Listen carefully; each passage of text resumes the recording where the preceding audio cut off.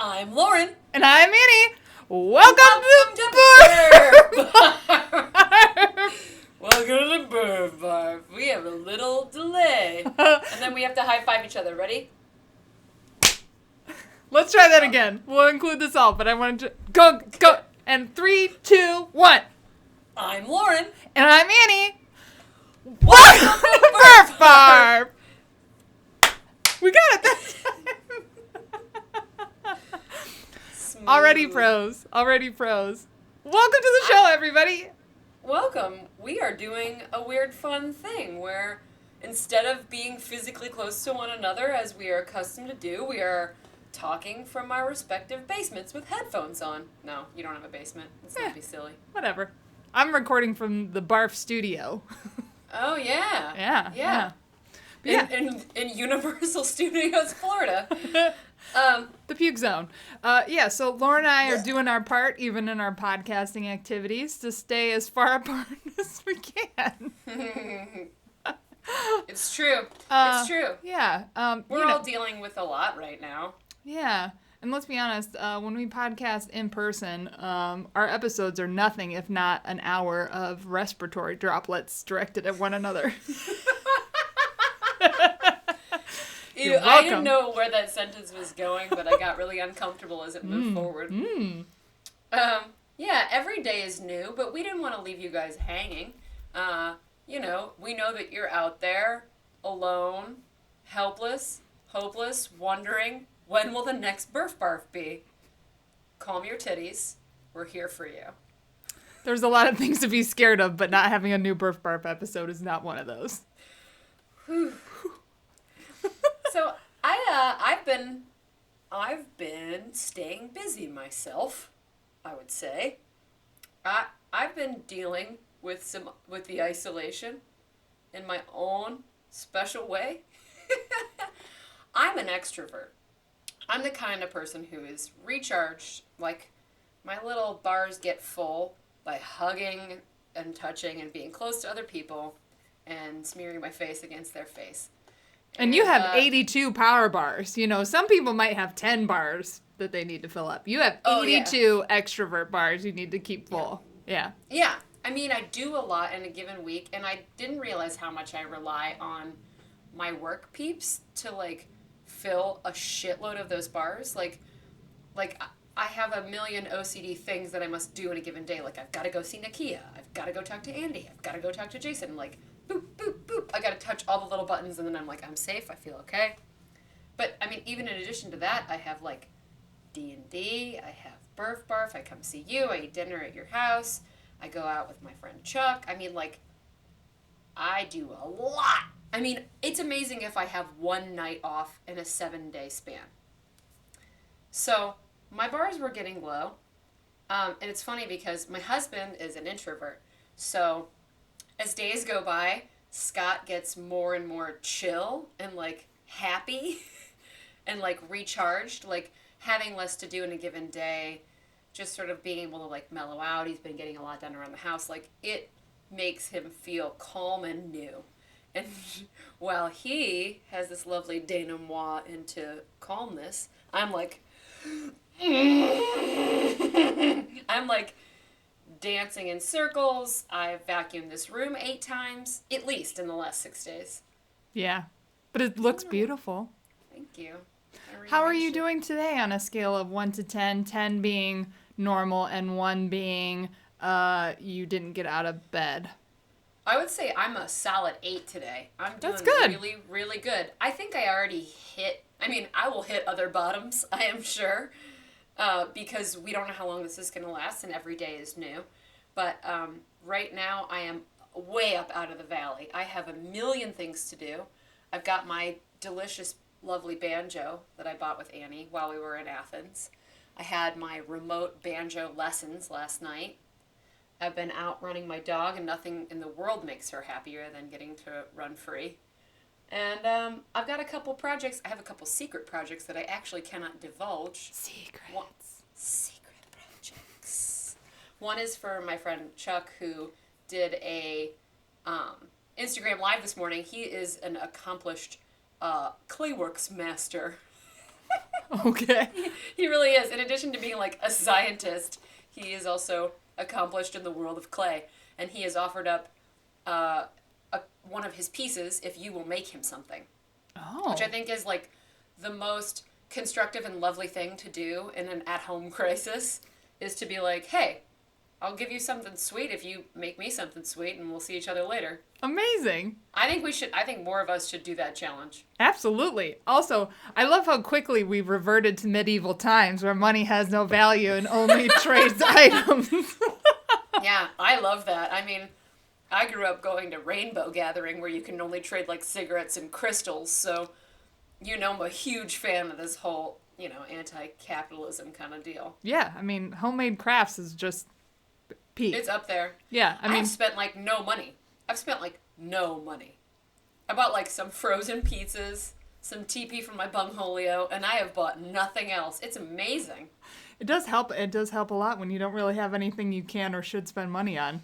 I did, however, spend money on the virtual Running Is Not Canceled race, which I am so stoked on. And I wish I knew whose brainchild that is, because Fleet Feet is kind of a big company. Is it Jeff Henderson? I believe so, because somebody said, hey, this should be a virtual race, and Jeff made it so.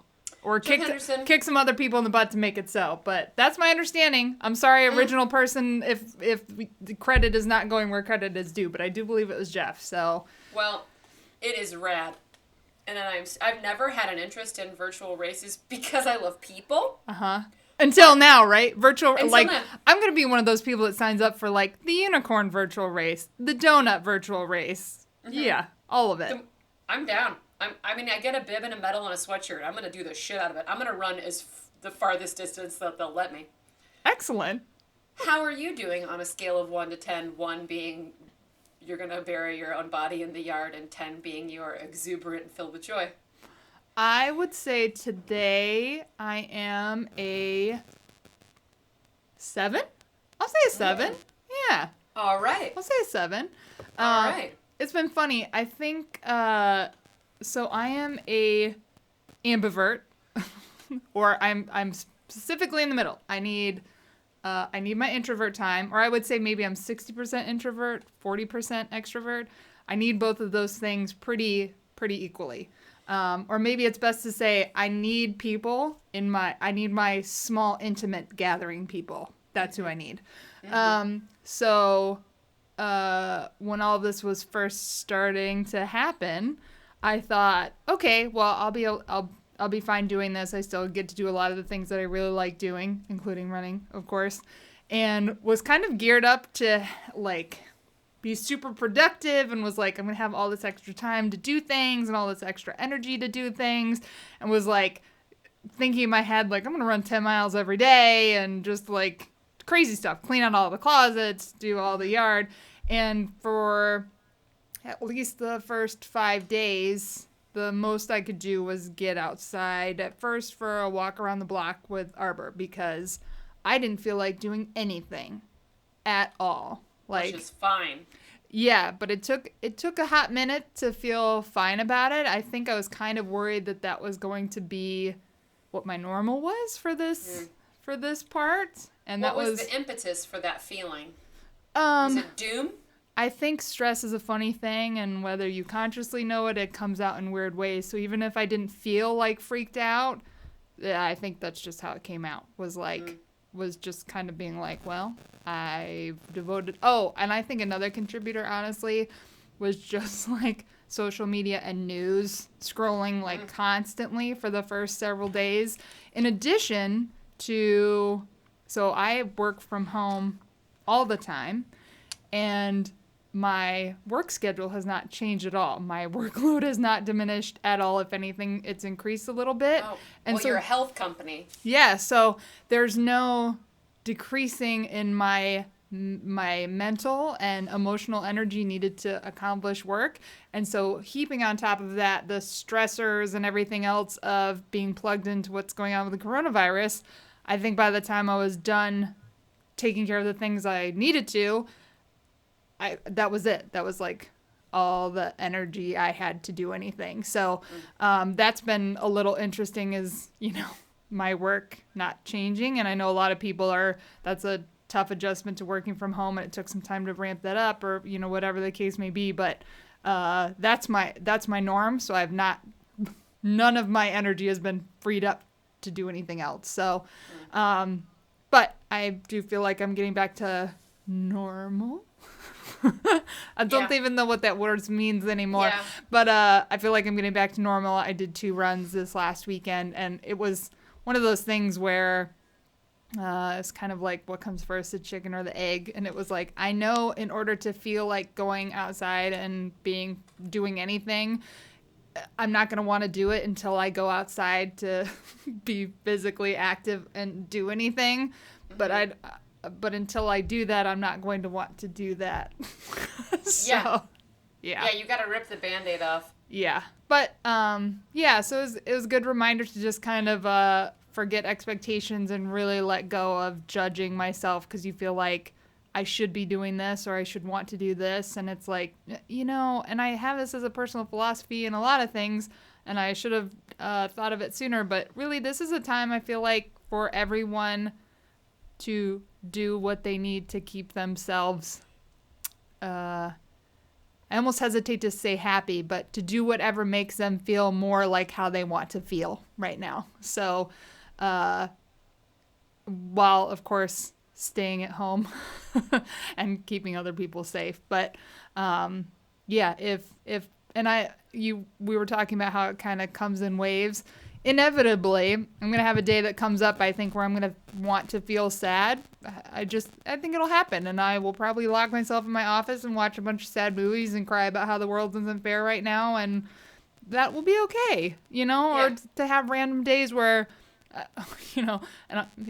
whatever, we'll be real with our birthmark people, where I cry for you and Morgan's loss, because I don't feel that as deeply as you do, but I feel it for you as deeply as you do, which, whatever, because you're in that intimate circle that I need, and knowing like that you guys can't do that is hard.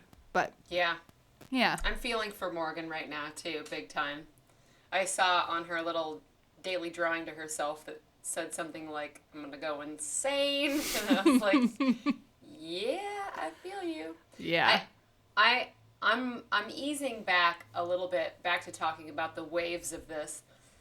I did have a couple nights where I was like, I have a house filled with booze. I'm going to use the booze. I'm going to use all of it. Use it all up. And so I got real drunk a couple nights in a row. And I would say 2 of those nights were fun, and one of those nights was like, oh no, I got in the hole. And I pulled myself out of it since then. But like the little things that I'm noticing that I'm digging are that this is sort of like a time of forced mindfulness for a person who's like super ADHD, like me. My life, the pace has slowed down so much that instead of feeling like a hamster in a little wheel or like a little ball, like just to sit calmly there. And I mean, I can sit calmly in my mind while vacuuming. Like, to me, it's not about like seated meditation like a true Buddhist. It's just like the calmness of my mind. And it's just like being comfy in the idea that this is what I'm doing right now and this is what I'll be doing for a while. And that's kind of working for me. I live at a pace that is like just a speed bag of insanity. And I usually thrive on that, but I think that my random breakdowns where I just cry in the bathtub and drink wine for no reason, and I'm just like, I don't know why I'm sad, I feel like a toddler. I feel like that has gone away, like those sharp spikes of those like, I just can't handle any more work, or I can't handle any more running, or I can't handle my mom calling me. Like those spikes have started to like diminish for me, where I'm just like, oh, that's okay. Not driving in rush hour traffic every day both ways to go downtown and come back from downtown. I can't tell you what a beautiful salve it's been on my psyche to not do that drive. Woo! It's gonna be something to go back, but also like feeding myself warm meals for breakfast, lunch, and dinner has a special soothing quality. I'm not a cook and I don't enjoy cooking. That's not my bag. But having a warm meal for breakfast, like having hot eggs and toast, and then for lunch, I've been making like elaborate salads and hot soups and like, and then really fun dinners. It's had an impact on us over here. Like, we've slowed down. We've appreciated things. We eat meals together. It's like, it really has felt good. I do want to say, I really appreciate the narrative that I'm reading out there from a lot of friends that say, like, this is not a time that you have to lose weight. It's like, oh, great. Life is on pause. You know what you do the minute life is on pause? You dedicate your entire world to getting skinny. That's fucking bullshit. That's a horrible thing to do to yourself.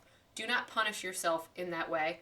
For me, it's just cool that I'm in my office right now. So at noon, instead of hovering over a bowl of soup at my desk and lamenting that I can't move around, I do like a workout right in front of my computer for like 25 minutes and then I sit back down and keep working. Like, the convenience of that is fun to me. And I'm just taking up that time because I want to move my body and can. Yeah. I am not trying to lose weight. I'm in a house filled with an apocalyptic amount of snacks. So I'm definitely gonna eat all those snacks. Yeah. And I'm not feeling bad about it at all. And I think that goes back to my comment about like productivity and expectations with that idea. And I actually saw somebody saying like, this is not a time that we need to maximize our productivity at home. Like it's nice to feel like you don't need to be doing anything right now. And even when it comes to having kids that are home from school, it's like, hey, this is not, you don't need to school your kid for 7 hours every day. Like, they have their own stress associated with this. This is a good time to create new memories. And like, maybe they'll look back on this time as being a really great opportunity they had to be at home with their parents that they wouldn't normally have had. So, yeah. How's your daughter dealing with being at home all the time? Good, I think. There might be a little more snippiness, but not too bad. She did 100 miles on the indoor bike last week because she would just say, I'm bored, and get on the bike, which is pretty awesome. That's incredible. Yeah. That's incredible. But also just the apocalyptic rain that we had last week was not great. As far as like wanting to go out, it's kind of like, and I'm grateful for the weather we have now, even though it's not super warm, but it's still like the rain last week was bonkers. Like, I don't know about you, but there was a couple times where I'm like, this combination is a little too much. Like, yes. I was hurting. Yeah. But yeah, the Lang house is doing pretty good, and I'm super grateful for being able to weather this storm, no pun intended, the way that we are, because I know that's not the case for everybody. Right. So we've been dealing with, the new news that comes out every day, and we are trying to adapt as we go, and we're trying our best to protect public health, protect people that we love, protect our friends and family. We're really doing our best to follow all of the guidance that's been laid out by the state, and to respect our community. And we'll talk a little bit about this more later, but we did postpone our race, which actually might be great news for some folks. Yeah, because more time. more time to train and win. But also, it's not the same day as 2 other huge Ohio races, so I'm stoked. We also had some time to prepare a bunch of fun goodies and extra fun things for our race to just increase the value for you. Yeah. I'm super stoked. And it actually, I don't know if it hurt your heart to have to do that. Like, it was a hard decision for us to make, and we did reach out to some of our other RDs in the community and got some really nice, compassionate feedback. But like, it did not bum me out for some reason. I was just like, this is what we got to do, and it just makes sense. Yeah. And everybody else has to do it too. So like, it's not like we have any special kind of like poor barf. Like, yeah, Everybody's doing it. And Yeah. I think because this was our first year, I think that made that transition easier. So I feel like maybe if we had it every spring for the last 5 years or even 2 years, that pain would be a little deeper probably. But this first time, it's kind of like, okay. Yeah. Yeah. We took it in stride. And we hope that you know that we just made that decision at the time before we got state mandates, just to protect our friends. Yeah, do the ethical thing. The ethical thing. Mm-hmm. You got it. Got it. One more thing about sort of the waves and forced mindfulness was that that first week when news was coming out daily, and it was just like a barrage, just like a torrent of information and change every day, and I was just watching the COVID map and waiting for Wine with DeWine at 2:00 every day.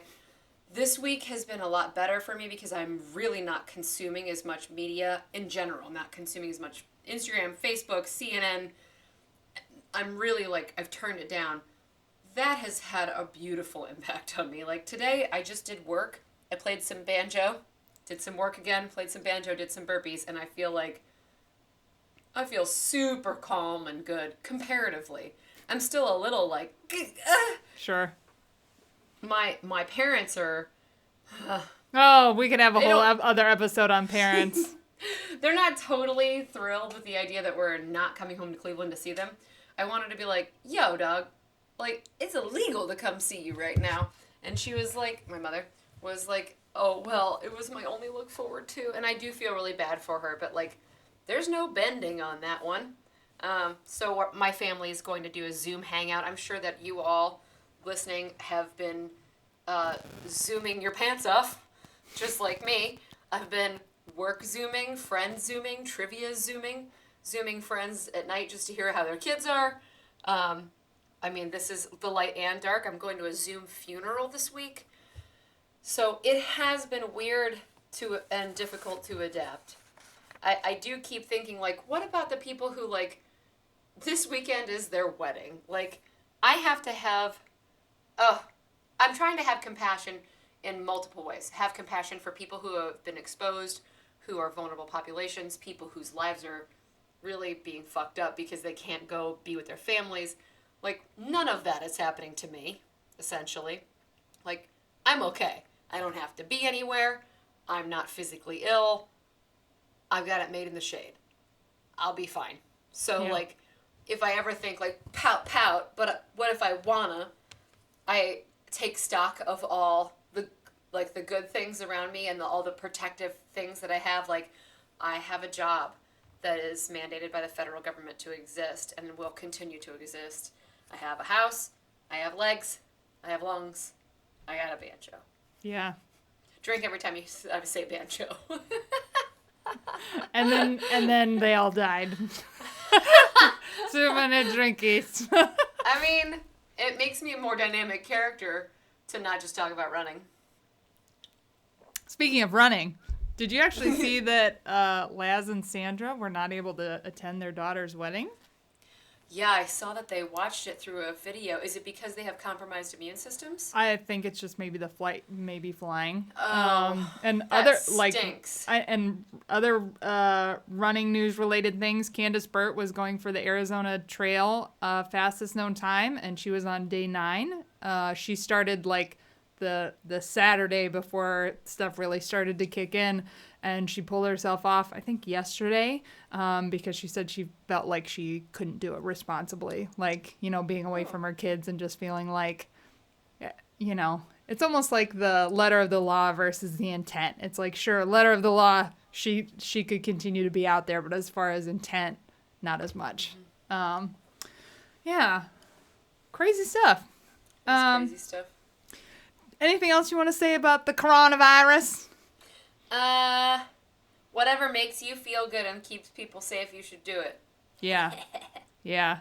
I'll try not to get soapboxy about trail etiquette, but I've seen several things online that I think are helpful, like not going to the favorite spots at peak times because there's a lot of, I'll say, noobs that are out because they can't do anything else. So we, as people who know the trails and places to run, have other places we know we could go to, as well as minding 6 foot space on the.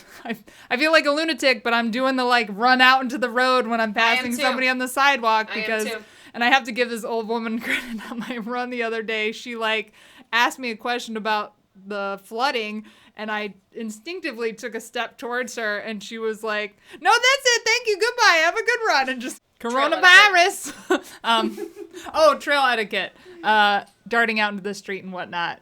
But yeah, I am committed to not physically meeting up with my friends, Lauren, and also I'm also trying not to drive to runs, which I don't feel as impacted by not socially being able to be with other people, but You're not going to be driving to runs? Is that what you said? Yeah, or at minimum trying to limit it. So like if I did do it, it'll be like maybe once a week, but I'm trying to not do that.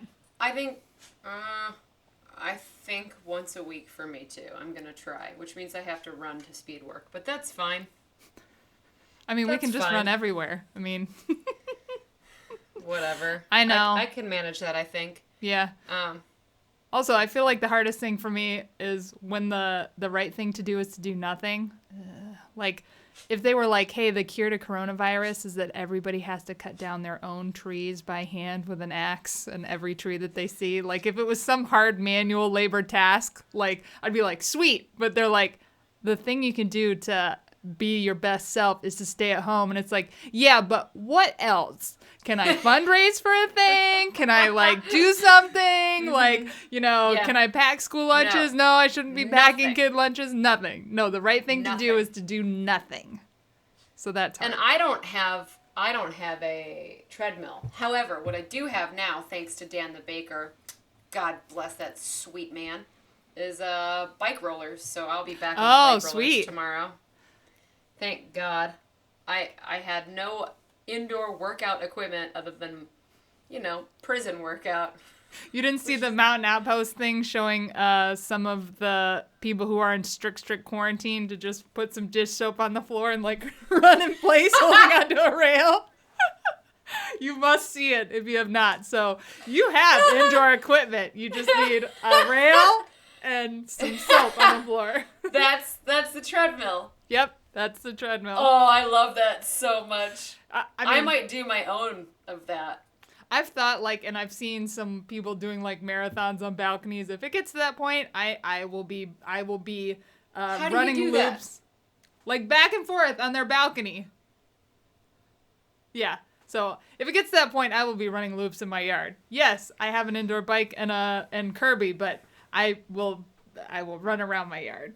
Anyways. Okay. Wow. Wow.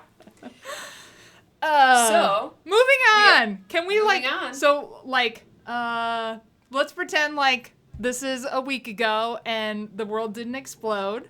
Mm-hmm. Or I shouldn't say explode. Went into remission. The world just whatever. Yeah. So we went and did a Rogaine 2 Saturdays ago called the Nain Rouge Gain, put on by Lost Arrow Sports. I should caveat, we did think about if going was responsible or not, and we did selfishly decide to go because we wanted to. I think that's all we can say about that. But I'm also super grateful we did because it was like the last that kind of fun that's going to be had for a while. Yes. Oh my God, and I drank that milkshake. I drank it up. It really filled me up. So it did to me too. It was so much fun. So good. It was so good. So I forgot how much I love a Rogaine. I know, friend. I know. So, I love a good Rogaine. I know. So we went up to Michigan, and it's Nain Rouge Gain is a 6-hour Rogaine that started at noon and went to 6. And Rogaine is a orienteering event, meaning you use a map and compass. You get a map.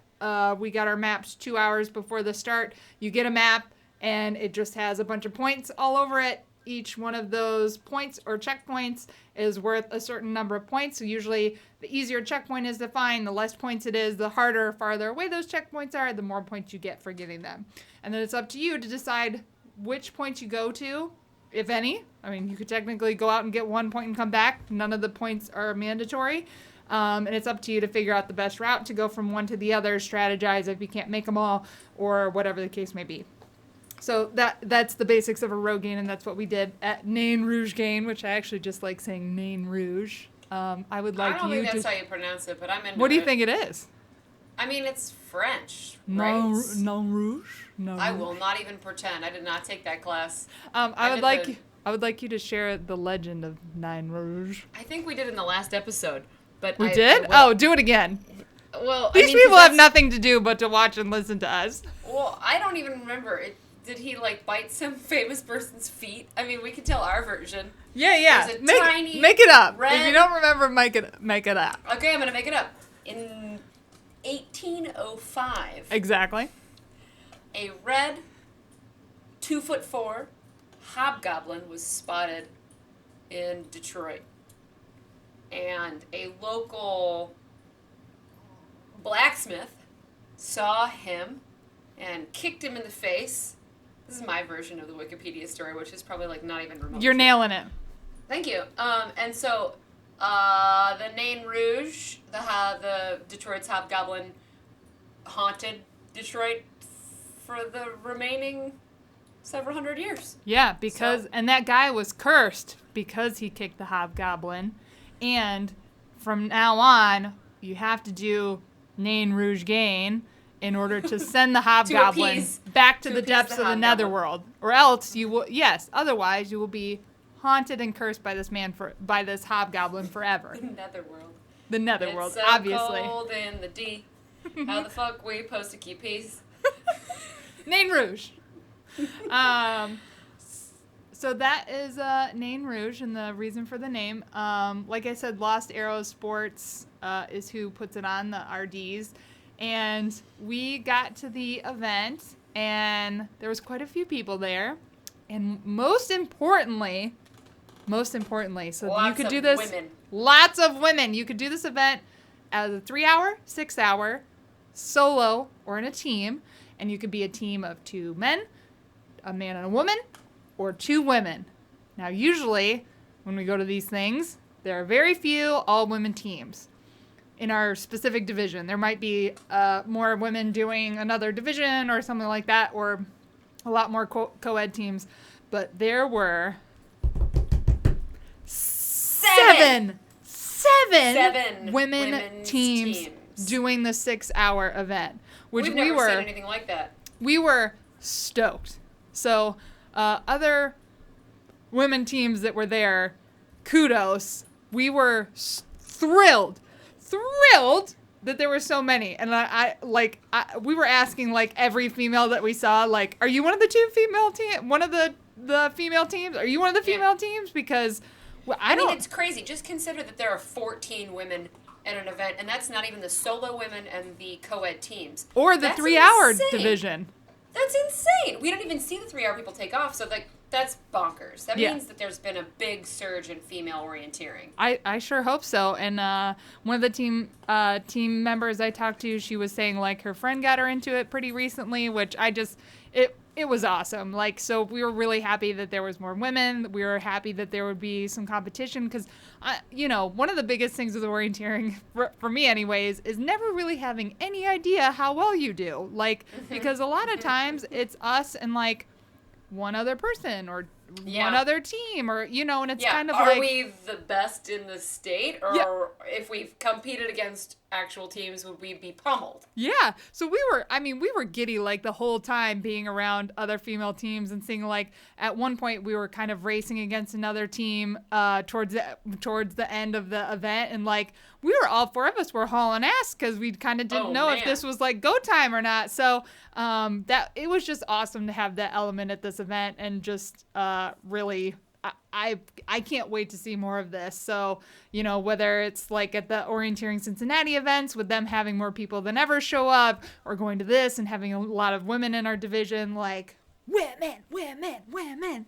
But yeah, so we got our maps at 10 a.m. and I'm super pleased to say, usually we get our maps like for the map prep time, and I never feel like we spend the time right with the map before an event. We did this time. This time we did. The first time ever. Not at Nain Rouge Gain, not at Adventure Race Nationals. No other event where I've gotten a map beforehand to prepare have I ever felt like, oh yeah, I did that right. Every time I look at it for about, we'll say 22 minutes, and then I'll be like, I feel like I've done everything I can think to do. But every time the time goes by, like, there is no faster passing of time than the 2 hours you have to plot points, or not plot points, but to pick points on a road gaining map or an adventure race map. It's like, you look up and it's over and you've, like, sweat through your shirt. Yeah. We didn't sweat through our shirts on this one. We did make good use of the time, but man, I don't even remember being there for, like, that. I know. Went, boop, gone. It was so fast. And I have to give a shout out to Mark Latanzi's book, Squiggling Lines, which talks about what to do when you get a map before an event or for an event. And it's very like specific, like 1, 2, 3, 4.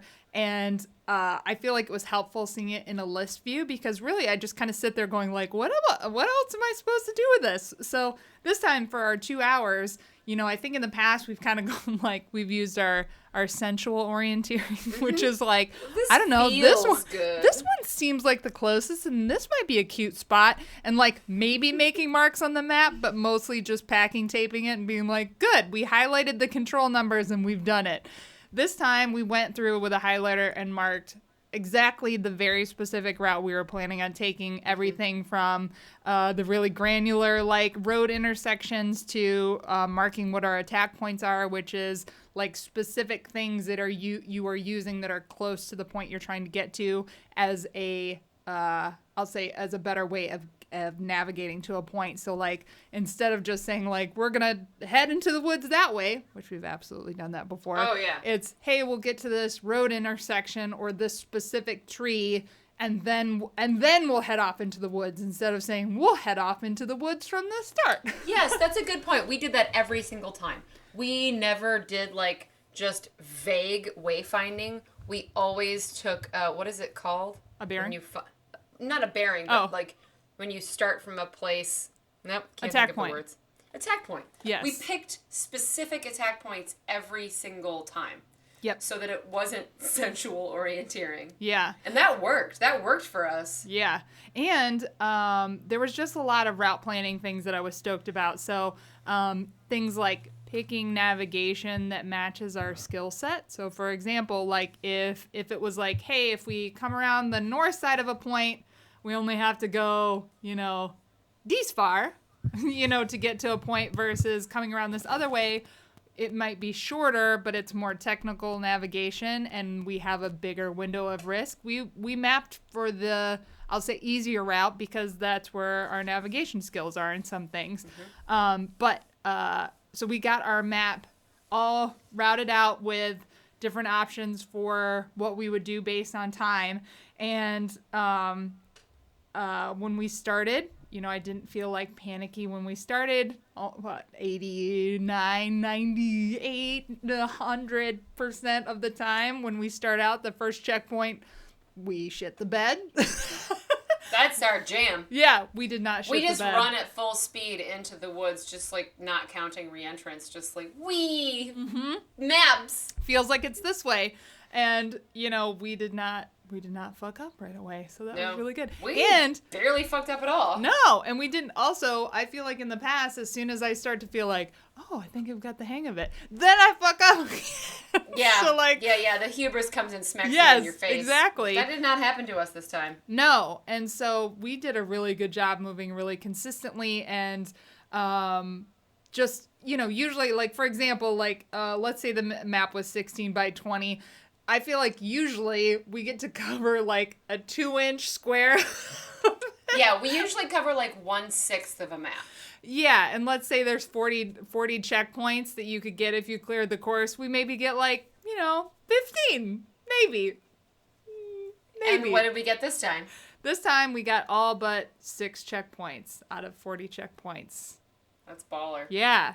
So amazing. And so we started at noon, didn't fuck up, moved really well through our navigation. I also had the epiphany, not the epiphany, but maybe epiphany.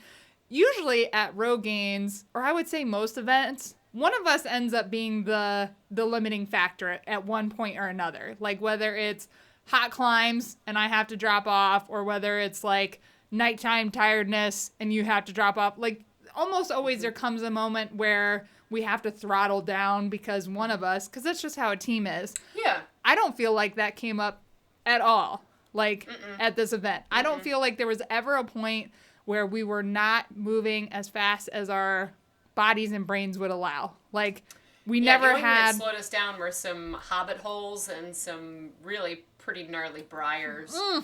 We got stuck at least 3 checkpoints where there was just, like, masses and masses of big rose bushy thorns. Like, whew. That just would not give way. Ribs.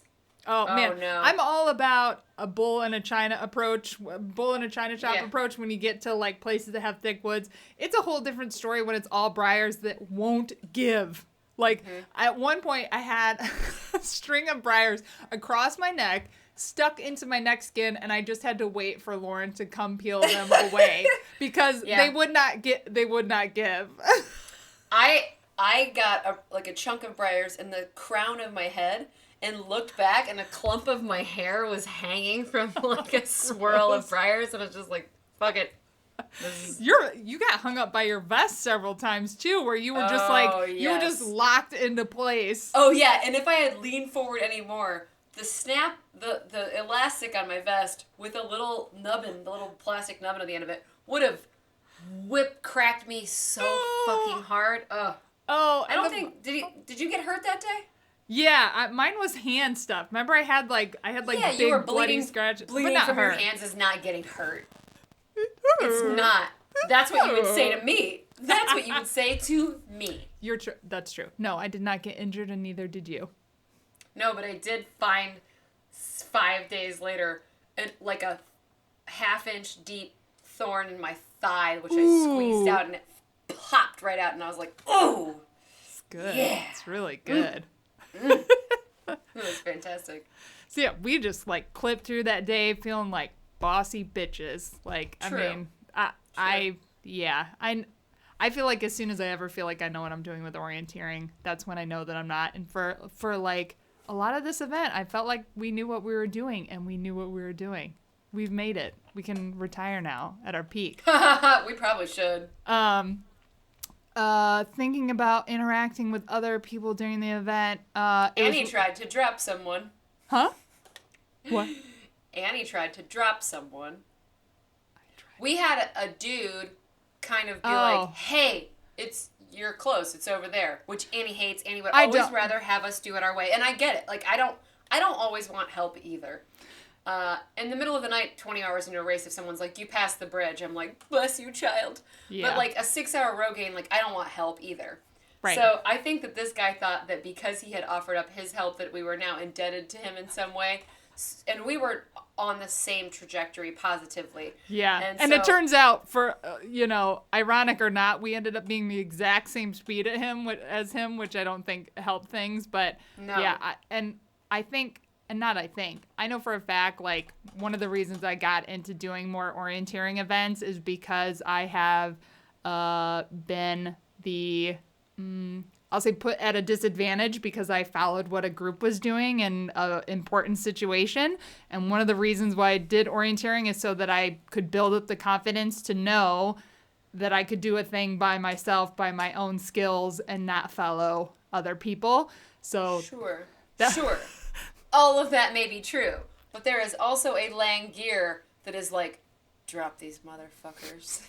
And so we're coming out of some like little low swale and like looking up onto like a tiny island landing, and Annie gets eyes on checkpoint, and instead of being like, got it, turns to me, gives me the eyeballs, points at the thing, gives me the eyeballs again, and just like nods, and I'm like, go. And then we like hobbit march through the woods. Dibbit, she's already moving on to the next checkpoint, and I was like, we're gonna drop this motherfucker, aren't we? Like, this is some old school Lauren and Annie fucking, like, competitive, gnarly, like, down and dirty racing. And I hope if that guy is listening, he has no hard feelings. Oh, no. Yeah. There's no way. I feel like it's sports. It's like sportsmanship stuff, right? And it's like the difference between the guys that we see orienteering that are like, when you're like, beautiful day, isn't it? And they're like, Annie, in NASCAR, they weren't sure a few weeks ago if a guy was dead, and they were like, can we put the beer in the trophy yet? No. It's fine. It's totally fine. While we're speaking about me being a dick, I want to say a special shout out to a particular female team that I saw one of the team members, and I was concerned about her other team member because Lauren and I have been at a lot of races and events like Trans Rockies where it was 6 days of two females being together, and it would be like you would see the two women together for 4 days, and then all of a sudden it was just one person, and it sucked because you knew that their teammate went home for injury or they couldn't run that day. As well as other orienteering things where one teammate can't continue, so the one teammate goes on their own. So I saw this one female team member, and I said, oh man, where's your teammate? And what I meant was, is your teammate okay? Is she okay? But what it came off as was, I'm so sorry. I feel you know so how many bad about fucking this. feet away you can be away from your teammate in this race? Because it's not very many, and you are too far, bitch. And that is not at all. And Lauren alerted to me to this. I know, after and I hope I it wasn't too mean. No, it wasn't. No, not at all. It's good for me to know so that I could, because of course they're listening. You know, and like I mentioned earlier, we were so stoked and are so stoked that there were so many female teams, and I was invested in each female team finishing, and so I was worried about one of those teams not being able to finish because both teammates couldn't go on. So I was not trying to be a dick or rule check you. I was concerned that a female team wouldn't be in the standings at the end. So I'm sorry, and please keep orienteering. I hope to see you again when people can see each other again. I knew you would stew about that as soon. I didn't even know how to say it. I overthink everything. I was like, were you trying to be a bitch? Because you were a bitch just now. For future clarification, if I was trying to be a bitch, I would say, looks a lot more than 100 yards. That's what it would be. That's me being a bitch. Yeah. Yeah. But so we get towards the end of the day, and it's funny, the passing of time during any event is weird. The passing of time during a Rogaine is especially weird. Like, we had considered that maybe for a stretch it seemed like maybe we could clear the course, which means getting every checkpoint. Because the first 3 hours went pretty slow. Like, we went through checkpoints and it felt like we're making more progress in checkpoints than time is progressing. And then all of a sudden it was like 4 hours, 5 hours, 5.5 hours. Always. The first 80% is like, time is normal. Mm-hmm. And then the last hour to 2 hours of a race is just like, I know. You take a drink from your bladder and you're like, that took me 45 minutes. Yeah. So no time for fucking about. Yeah, so the way we had mapped out our course, let's just imagine it was like a 4-leaf clover. So we had gone through 3 of the 4-leaf clovers, with the start being at the center of the 4-leaf clover. So we had gone through 3 of the 4 loops, and we got back to the start finish with about 26 minutes left to go out on the 4th cloverleaf. We knew we weren't going to be able to clear it, but we wanted to try and go for one more checkpoint. Can you guess what happens next? It's what happens at the end of every Rogaine. Lauren swears at me incessantly in her mind and not out loud because we're running too hard, because there is no breath and there is no time. So we headed out for a last checkpoint. The idea being we would go for one checkpoint. If we had time, we would hit another one on the way back. Rather than go for the 60-point closer one, I decided to go for the 70-point little farther out one. So we're moving pretty well on the way out. We were not hauling ass for that first part of the 4th clover.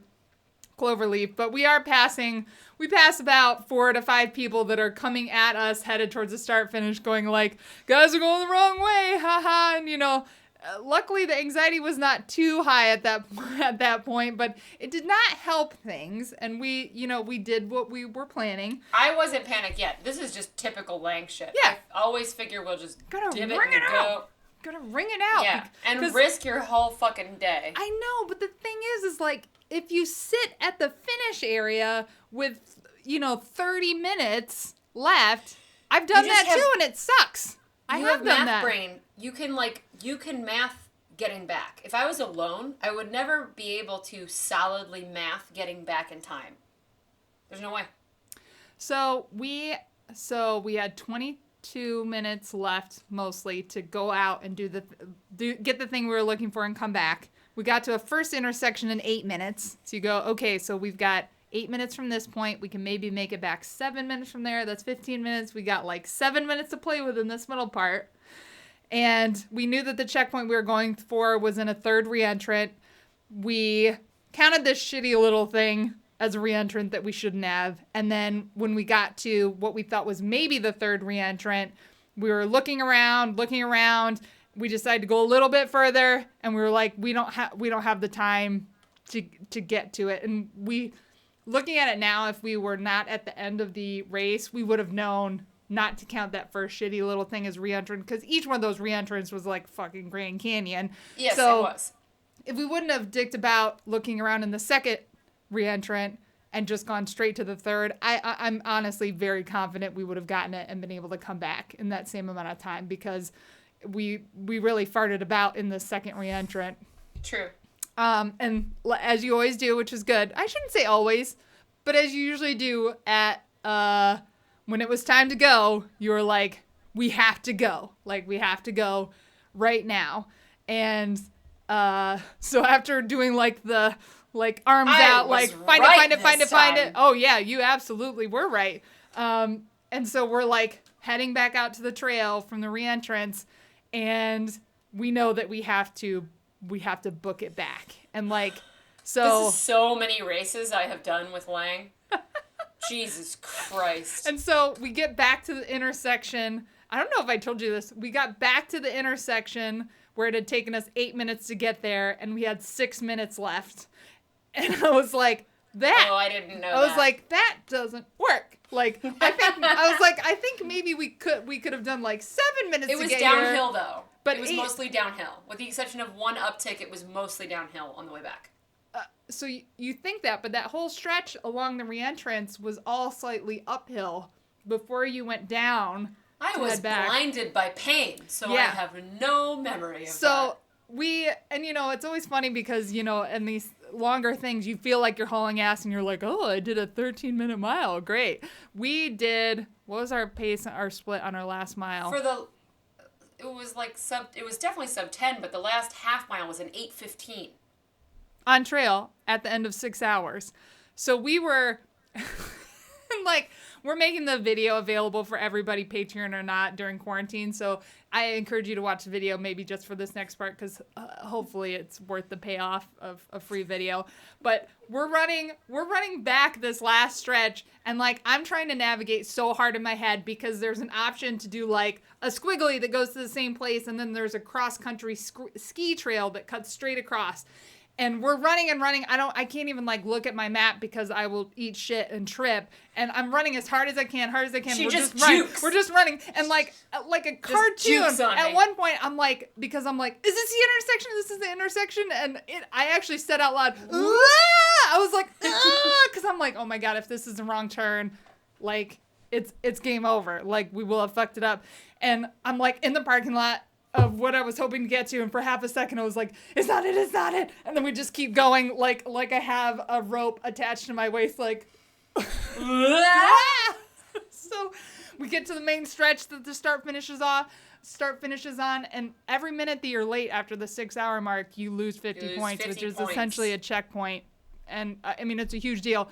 We're running so hard, just red face. Pounding. I can feel the salt in everything. Oh yeah. My whole body was just like, wah, wah, wah, wah, wah, wah, wah, like the end of a marathon. We're running so hard that my inner positive self-talk is out loud, which is like, we're doing a great job. We can do this. We got this. We can do this, because I needed to hear it out loud. At some point, you know that moment when you're doing speed work and you hit the threshold and you like feel like you look down and your legs won't go any faster and you just feel like you're slowly getting pushed backwards through space and you're just like, no, like you must go this pace. I was like, uh-oh, diminishing returns. And I was just like, I'm going to start slowing and I'm going to lose her. I was really worried about that. You can did sprint great. like nobody's business. Yeah. And so we hauled ass to the finish line, and we got in with less than 2 minutes to spare. 58 minutes and some seconds. So 5 hours, 58 minutes and some seconds. And one of the race directors was standing there and was like, she was like, oh, that was so cool. And we were like, we're sitting on the ground panting. Like we couldn't even talk to one another because we were panting so hard. Like we had to stand there for a minute, like bent over. We had run so hard. I can't remember the last time we ran that hard. Oh, it was so good. And again, it's so satisfying. That versus sitting there with 26 minutes to go, it's a better story. Was it last summer? It was 2 summers ago that we did Mohican 50. That we sprinted the last mile and a half because you just like got it in your bones that was like a cool thing to do. I know. We did like a 26-minute pace all day and then ran like an 11-minute pace through the trail at the end. You're just like in the mood for it.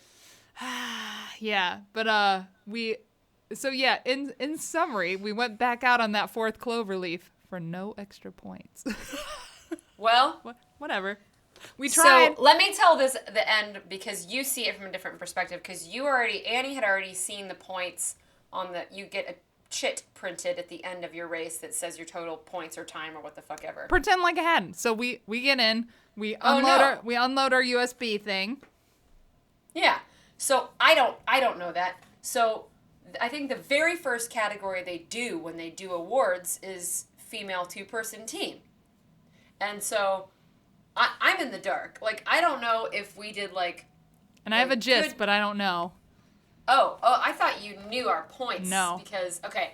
Well, so they named the 3rd place team, and they counted their points. And I saw, like, Annie's spine get erect. And I didn't know if that meant, like, well, for sure we lost, or for sure we're ahead of that. And then they said the 2nd place team, and she just turned to me with huge eyes and just, like, shook her head yes. And I still wasn't sold that it was us, but when they called our name for having the most points by, like, I don't know, a good chunk, we both lost our shit. Like we got called prom queen or something. Like we freaked Like we were getting called down on The Price is Right, that level. It was great. We squawked and squeaked. And most people who do events like this are extremely low-key people. They do this because they enjoy, like, wood whittling, sitting alone in their garage, building weird things out of PVC pipe, being alone in the woods. We are not the typical orienteers. Yeah. We are physically loud. Although, maybe it's better defined to say there is no typical orienteer. No, that's true, but they're typically a little bit more low-key. But consider this. We also are not privy to, like, how other people are finishing. So, for example, the solo competitors... The top solo female and the 2nd place male finished 2 seconds apart.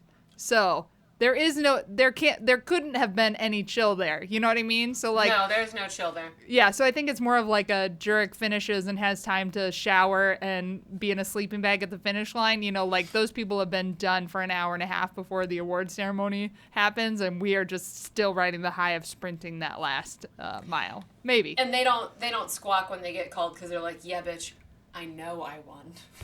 But yeah, I gave all my blood. We were so, over the moon, because this is something, and I said this about winning the winter orienteering series at Cincinnati. Yeah, I said it. It's taken Lauren, 6 years of being my best friend to be a hype man to acknowledge things like this, but orienteering is something that we work really hard at. So to have like a payoff, and especially when, again, it was a competitive division and The other women were bringing it. Bringing it. They were running. It was running. It was awesome. Like it was awesome. It was awesome. And we got like wood medals to say first female team and pint glasses and we found a secret control in the woods and we got a pie because it was pie day. It was just it was everything. Oh, and I won. Wait, what did I win Xanfil for? Yeah, I always win poison ivy. I think it was just door prizes. So yeah, I won. I can't leave those places without winning Xanfil. Yeah. Thank you so for $60. Xanfil is poison ivy wash, and it's saved Lauren's life. I mean, it's the only reason we adventure race actually, or do orienteering is to win Xanfil. Yeah. I must cleanse after being in the woods every time. Did you use it after? No, because I wore knee-high socks with pants. Okay. And then I wore pants on top of those pants, because that's how much I will not get poison ivy. Pants. But yeah, we just had the greatest time. And again, Lost Arrow Sports, thank you for continuing to hold this event and for just having a great day. And I had so much fun, and I really feel like that carried me through a lot of last week, is just thinking about like, remember when these were things that still happened?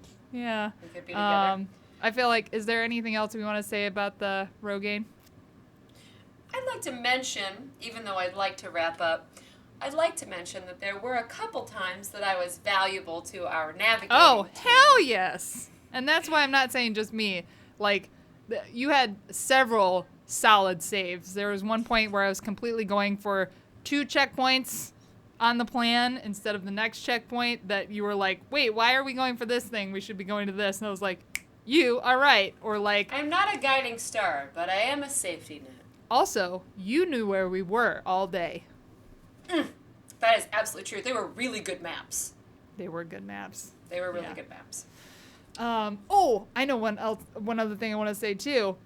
Usually at orienteering things, I feel like if we do a faster than a 20-minute pace, that's hauling ass. Doing 20 minutes while using a map and compass to orient, for me, that's really fast, because between stopping and pausing and navigating and everything, that's what it ends up being. We ended up doing like a 17:30 pace. Mine said 17. Also, if you had asked me at the end of the day, without looking at a watch, how many miles did you cover? I'd be like 12.7 maybe. We covered over 20 miles of ground. That's great. I can't believe that. I can't. We've never done that. Never. That's a lot of ground to cover. We actually made it out of our map quadrant into other map quadrants. I know. Covered so much ground. I'm so proud of us. I'm just proud of so proud of us, where we've come from, like our first nitro gain, and just everything. Just so good. So good. Okay. So exciting news moving forward. We would like to cordially invite you to a cocktail hour. Frankly, this Friday, on Facebook Live, March 27th, 6 p.m. We would enjoy you to spend some time with us, crush a cup of wine, perhaps a gin and tonic, or a kombucha, a hot tea, sit with us by the fire, muse with us on life and love and the meaning of running. And we might have a topic prepared, we might not. We might just do Q&A. We might just use this as an excuse to wear silly things.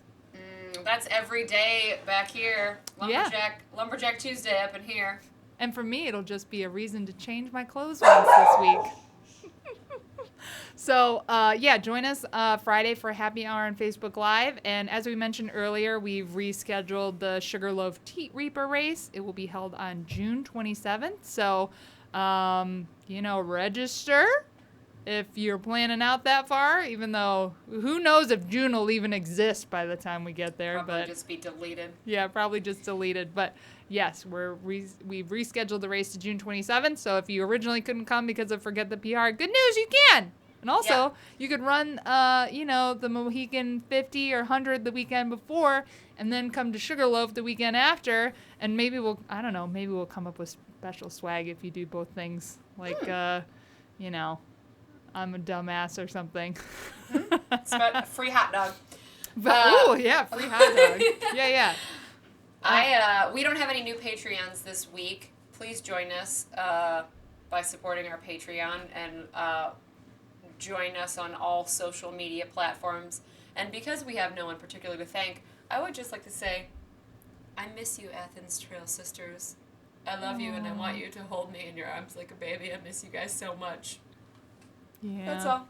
That's my thank you. Very nice. I'm just thanking you all for existing and for being my new friends, and you're on my mind all the time. Yeah, that's it for me. Well, with that, until next time, We are Burf Barf! Barf!